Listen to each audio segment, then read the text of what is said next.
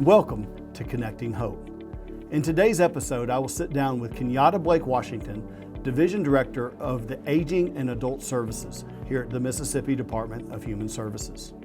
KenYada and I will be talking about our home and community-based services as well as caregiver supports to senior adults, older adults across the state of Mississippi. In November, we celebrate Caregiver Month and highlight the impact that caregivers have on helping our older adults stay active and connected in their communities across Mississippi. Thank you for joining us, and we hope this will be informative and supportive in our work to support older adults.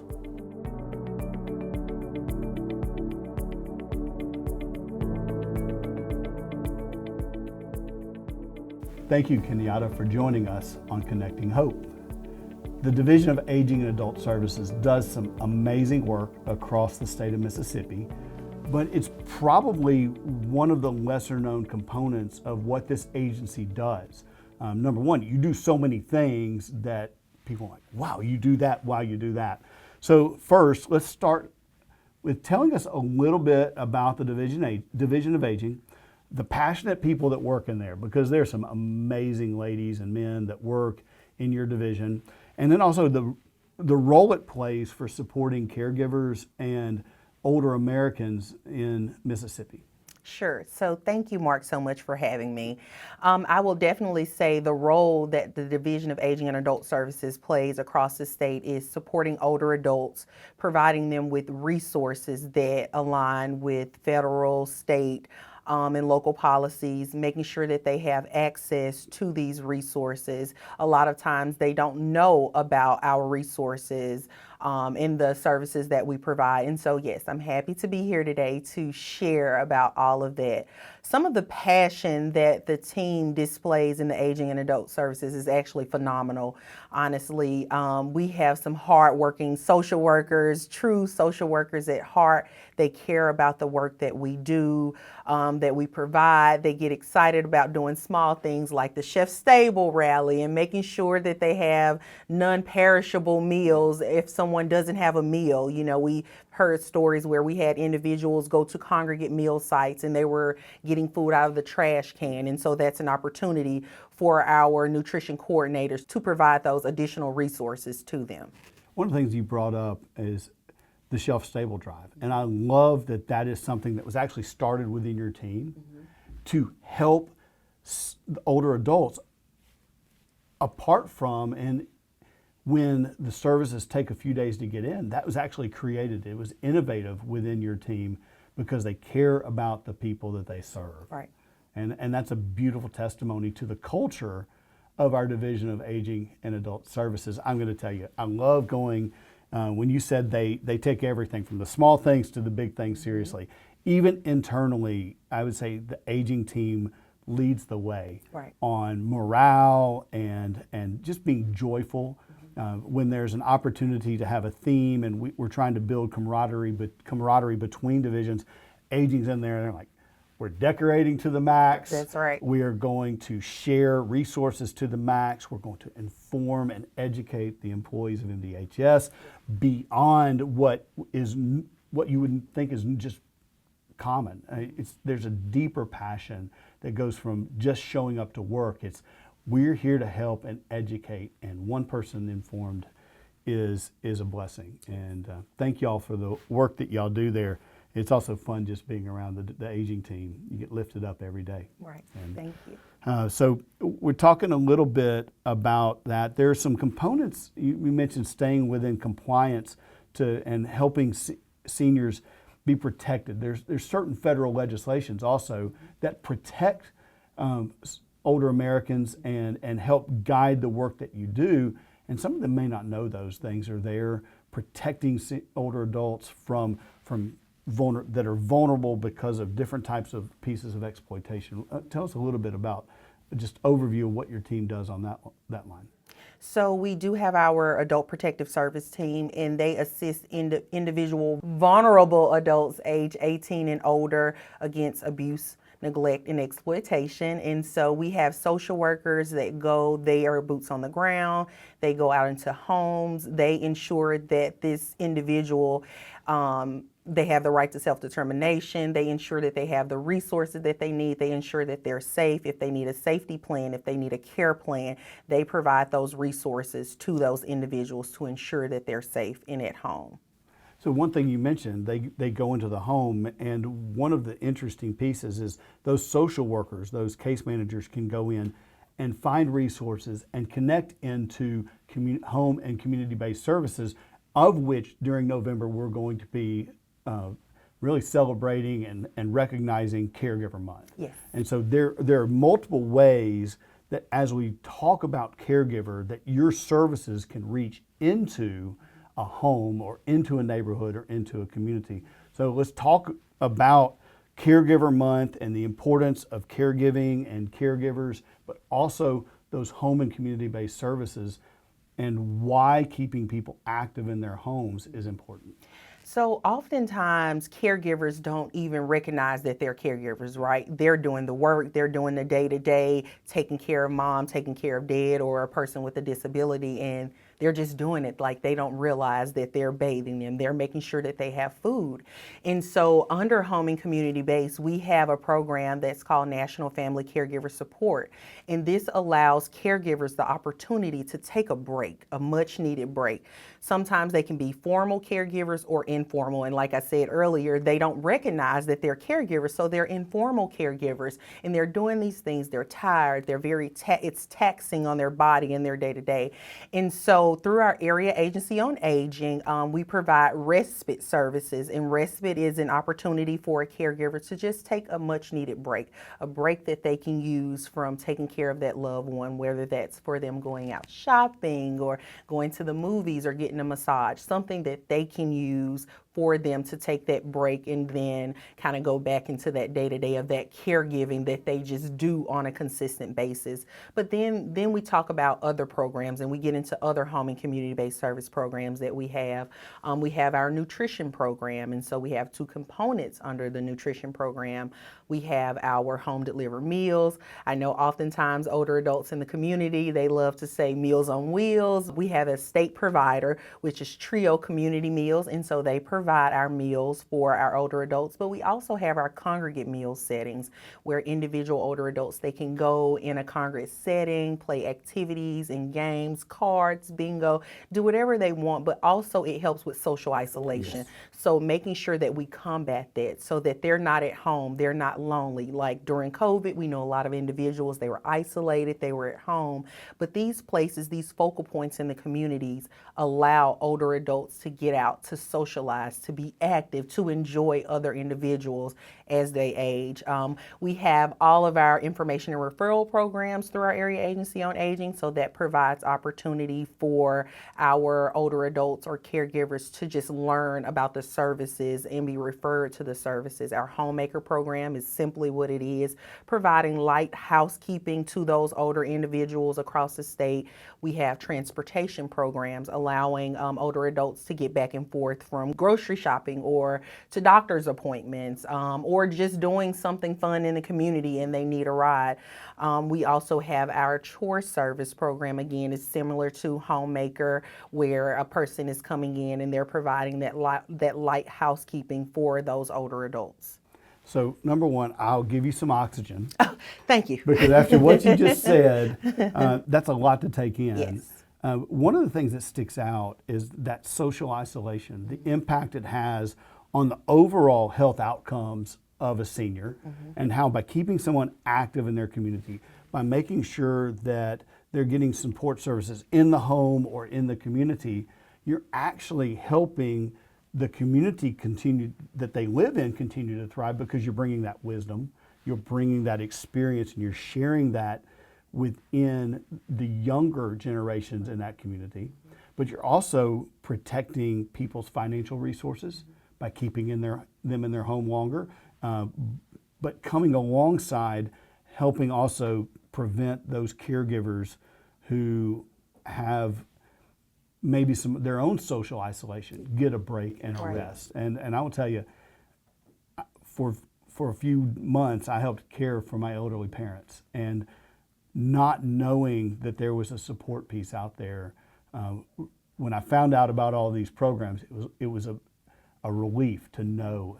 It was like a breath of fresh air. I said I was going to give you oxygen. Y'all kind of give caregivers, and that's what Caregiver Month kind of highlights, giving caregivers the opportunity to simply breathe. Yes, take a break, breathe, enjoy yourself, relax, go have that opportunity to kind of decompress from your everyday and just take a break, yes. So all of these programs kind of work. It's not you take this program and you work within it. It's kind of having this piece of weaving it all together. And the important part is your experts on your team, those that we work through, in many cases, the area agencies on aging. So we're in all 82 counties connected in there. We'll put a link to the area agencies on aging on in the comments section to make sure that they can find the resources closest to them. We'll also put some links to our website. But working with the area agency on aging as well as other components within the state. Talk about that infrastructure that's there to push these caregiver services and these homemaker services into the community. So working with the area agency on aging, as I stated earlier, they're our focal points in our community, so that they're the direct line to those caregivers in your local counties and municipalities. And so they have outreach workers who are available to assist. Even if you need to call through INR, if you need to call your local area agency on aging, they are there to provide the information, but also resources. And then they partner with local providers that are, again, the beat of the community, and they know the community. And so they can say, oh, I knew Miss Shirley, I picked up Miss Shirley, and this is just not a real person, just making them up if there is a Miss Shirley out there. But I knew Miss Shirley and I'm picking her up, or Miss Shirley didn't come to work, she didn't come to the door today. When I was dropping off her home delivered meal, we may need to check on her. So they are truly out there making sure that older adults have the resources, but they also check on them and make sure that they're okay and make sure that they're getting the services that they need. So the key word there is community. Yes. That these older adults have community, because again, that isolation is one thing, but not having someone who understands their habits, the way they live their normal day, and if something is off, they're getting checked on, they're getting thought about, and that's a deeper element. That's professionalism, but it's also compassion, right. And it is part of the culture that you've brought to the Division of Aging and Adult Services, and that you've pushed down to our subgrantees, our partners in that. And I love that you mentioned it moves beyond the AAAs, it moves into churches, it moves into congregate meal sites, community centers. All of those pieces really work together in a community. Yes. So what I want to look at now is kind of bringing it together, home and community-based services. You mentioned some of those resources that it does, and also our congregate and home delivered meals. Mm-hmm. I heard a statistic.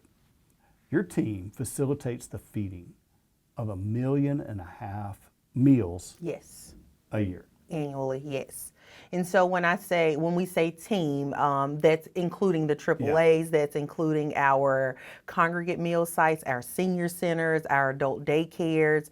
They have these meals provided through our vendor Trio Community Meals, and the older adults absolutely love the meals. If you've lived on this earth and you have made it to 60, that is the eligibility requirement for our meals. There is no income requirement or any program. Let me not just say meals, any program under the Older American Act, you have to be 60 and older. You just got to be 60. You just have to be 60. That's not computing with me, number one, because I'm getting closer to 60. But even more so, it's that simple. Yes. A lot of people think that with a lot of MDHS, as with a lot of MDHS programs, there may be some eligibility limit, but it's that simple. It's that simple. I think that's a beautiful thing that one of the things that, because 60 and over, you're bringing also in those congregate meal sites and other programs people from different backgrounds, and they're able to connect and still continue to learn from each other. That's just, for me, a cool piece. Again, 60 and older. 60 and older. That's right. That's just an amazing piece. So let's go to that eligibility piece. You mentioned 60 and above, but there's also an interesting caveat in that in regards to what happens if the spouse may be a little bit below 60 and is a caregiver. Yes, so I failed to mention that. So if a spouse is below the caregiver, so say they're 59 or 55, they are able to participate in our services and our congregate meal sites and receive that meal as well because their loved one or their wife or their husband, they are 60. So if they are below the age of 60 and they are married to an individual, they are able to receive services as well. I love that. You're not only keeping an older adult who's eligible active in the community, but you're keeping them and their spouse connected in the community. Yes. That's a powerful tool to be able to touch people's lives with. So I was in a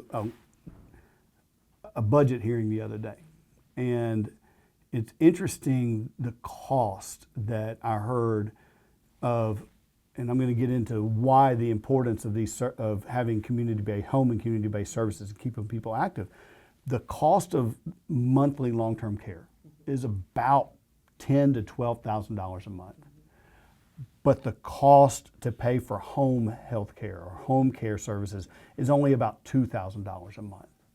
And so the economic strain that could put on a family's budget, their life savings, that's a critical component, especially those who are still struggling to survive anyway, financially. Let's talk about the importance of those home and community-based services for really leaving generational support to the family that they're left behind, making sure that people can stay in their homes and they can keep that property in their family. All of those things work together. Y'all's community-based home and community-based services are really meant to alleviate financial burden, emotional burden, social burden. Let's talk a little bit about that importance there. Yeah, you pretty much said everything. So with our home and community-based services, we prioritize individuals staying in the home, in the community, opposed to an institutional setting. When you think of institutional settings, you think of bills and family members getting bills, or even that actual individual older adult having to maintain a bill or receive this bill. But when we are able to prioritize home and community-based services, when they're provided at home, then we're able to alleviate the system, the state system or the federal system, from that burden by providing those different resources and not being so costly from an institution opposed to in the communities. So specifically within those home and community-based, I'm going to go back to the eligibility. It doesn't matter your income. Right. It's 60. And It's 60. If you're over 60 and let's say you're having trouble moving about the house, cooking your meals or folding your laundry or cleaning the house, talk about that. What other, and kind of, let's get a little bit deeper into what somebody may get with some of those homemaker services or even that transportation piece. So with the homemaker services, we have light housekeeping, so mopping the floor, making the bed, maybe washing the dishes, the dishes. So with transportation, we look at going from your home to your medical appointment and from your medical appointment back home, or maybe even to your congregate site to see your best friend. So you're going home to your congregate site to hang out with your best friend that you may have met at the community center, in that congregate center or that senior center, doing those activities, and then that transportation ride is coming back from that community center, congregate center, and then it's going back home.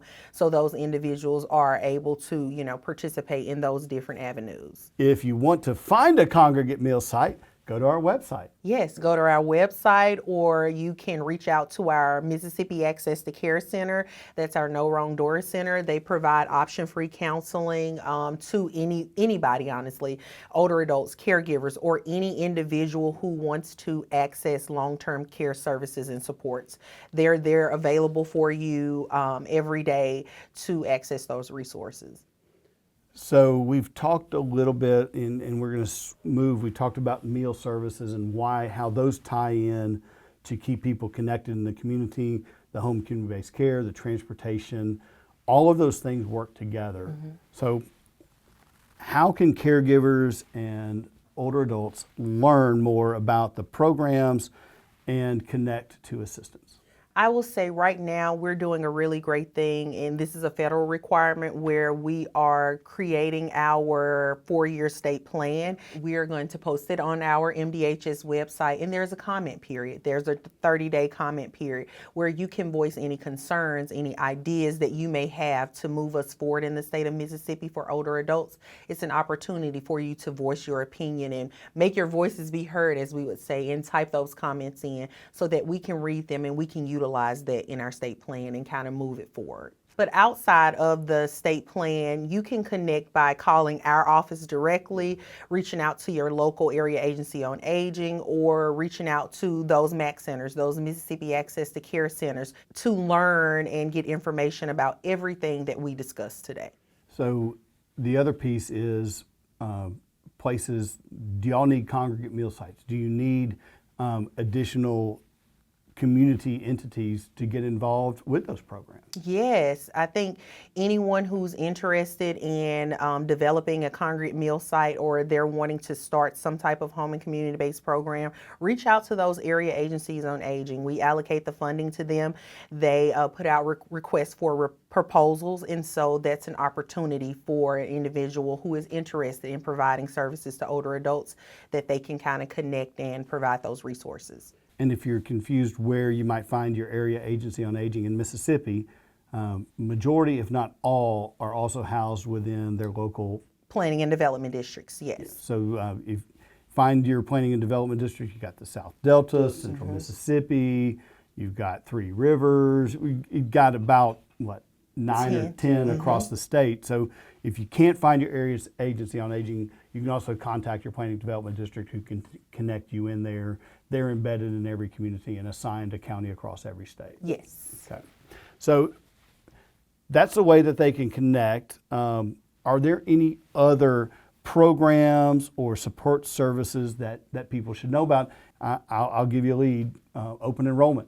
Yes, I thank you for reminding me. We do have our state insurance assistance program, SHIP for short, where they help Medicare beneficiaries and those caregivers access their Part A, their Part B, C, any Medicare Advantage plan. These are trained SHIP counselors across the state in our 10 area agencies on aging, and they are there to assist any Medicare beneficiaries navigate the daunting task of Medicare, because it can be a lot, obviously. And so they're there to assist them with any question. And yes, we are starting open enrollment during October, and it goes all the way until December. And so that's an opportunity to kind of engage with our area agency on aging, our SHIP counselors, so that they can get those resources and sign up for those services. And we'll put a link to our website and the MAC centers that are doing those, that they can connect to that. For caregivers, you're trying to help your